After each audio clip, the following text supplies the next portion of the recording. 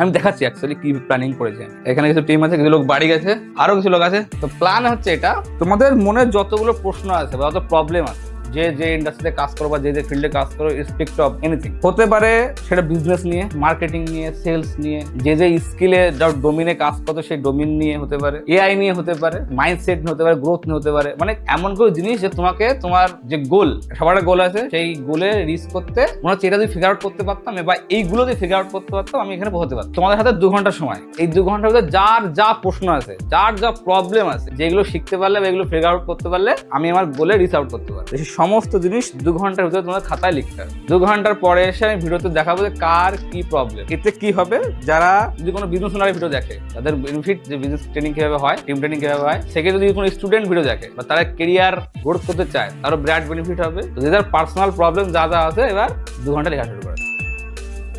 কে বলবো প্রথমে? চলো জয়ন্ত বাবু। আমার থিঙ্কিং যেটা জানাচ্ছে যে আমি যে প্রফেশনটা চয়েস করেছি আমার ইন্টারেস্ট অনুযায়ী আদৌ সেইখানে নিজেকে ভালো জায়গায় দাঁড় করাতে পারবো কি। আচ্ছা গেল নেক্সট। যেমন দেখছি যে সারা দুনিয়াতে সবাই যেভাবে এত ফাস্ট এগোচ্ছে, আমি কি তাদের সঙ্গে কম্পেয়ার করতে পারবে কিনা? করতে পারবো কিনা। আচ্ছা গেল, এটা খুব দামি প্রশ্ন। আচ্ছা বুঝলাম, নেক্সট। আপাতত এইটুকু।